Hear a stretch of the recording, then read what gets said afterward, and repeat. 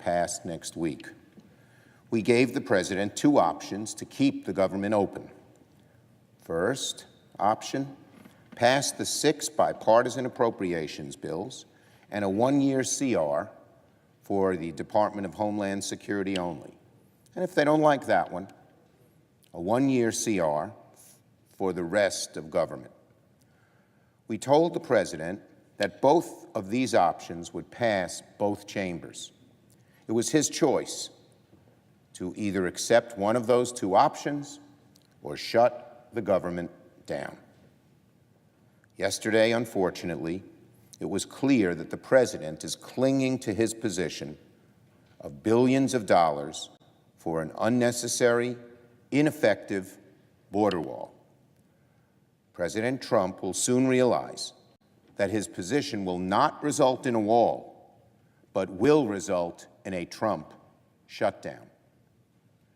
And he seems to relish the idea, amazingly enough. The president has called for a shutdown at least 20 times since he came in office. You can add at least 5 or 6 more times to that number from our meeting. Here's a direct quote from President Trump yesterday.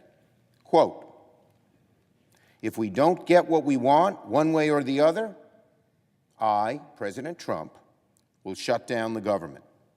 He said, President Trump said, "I am proud to shut down the government, so I will take the mantle.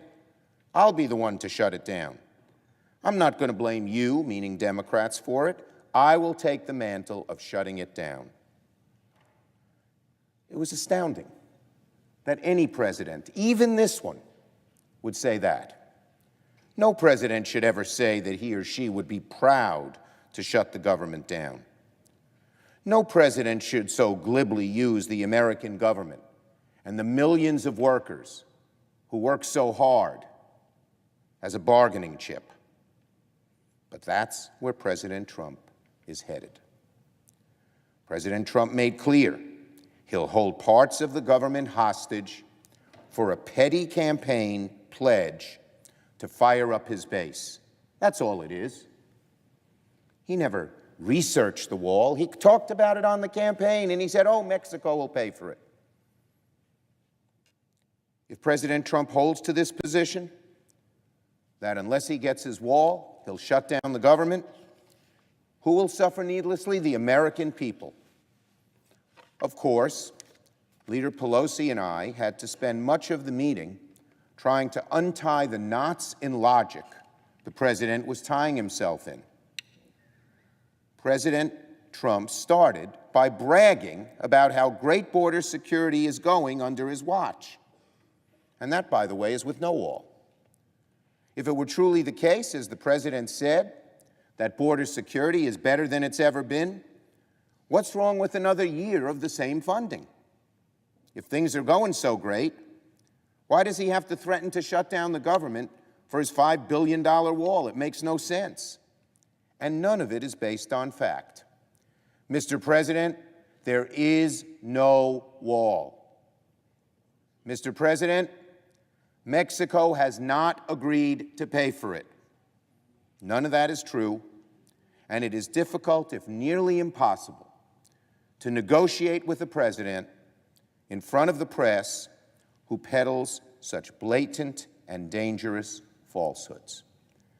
And because Leader Pelosi and I simply didn't go along with him, President Trump threw a temper tantrum and promised to shut the government unless he got what he wanted. Evidently, the Trump temper tantrum continued, even after the meeting, with news reports saying he threw papers around the White House in frustration. And why did he continue? Because someone finally spoke truth to power. Someone finally contradicted him when he throws around blatant falsehoods on such a regular basis.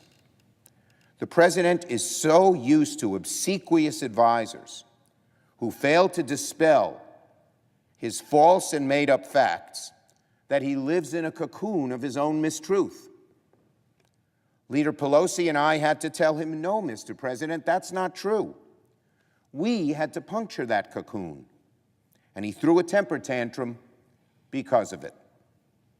It's unfortunate that we've arrived at this point. The president's advisors should have been telling the president the truth all along.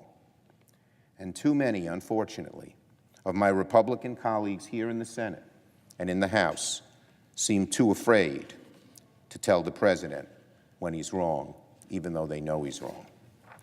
They find it easier to throw up their hands and wait for someone else to solve the problem, or capitulate and agree with the president. At the moment, Senator McConnell, the majority leader of this body and my friend, is staying as far away as he can from the year-end spending fight. We didn't hear a peep about it today. Leader McConnell says he doesn't want a shutdown, but he refuses to engage with the president to tell him what's transparently obvious to everyone else. There will be no additional money for the wall. We need to pass a continuing resolution for DHS or for all the remaining agencies to keep the government open. Leader McConnell has an obligation here as majority leader, and that is to help persuade President Trump to take one of the two options we offered. The idea that Senator McConnell has nothing to do with appropriations, as majority leader of the Senate, who still is on that committee, does not withstand the slightest scrutiny. And if, unfortunately, the president refuses to compromise, Leader McConnell will not be able to avoid this issue. In the unfortunate event that President Trump causes a shutdown, the Democratic House will come into power January 3rd and pass one of our two options to fund the government, and then it will fall right back in Leader McConnell's lap. My view, for whatever it's worth to him, better to solve this now, because you're going to be stuck with it 2 weeks from now after an unfortunate government shutdown caused by your president if you don't act now. So if I were a Republican, I would get involved right now and help pull the president back from the brink. Democrats have given him two reasonable options. We've made it crystal clear Democrats are for keeping the government open. We have no demands beyond that. Only the president does. So if President Trump wants to continue his temper tantrum ahead of the holidays and cause a shutdown, it is now so clear it's solely on his back. We hope the president chooses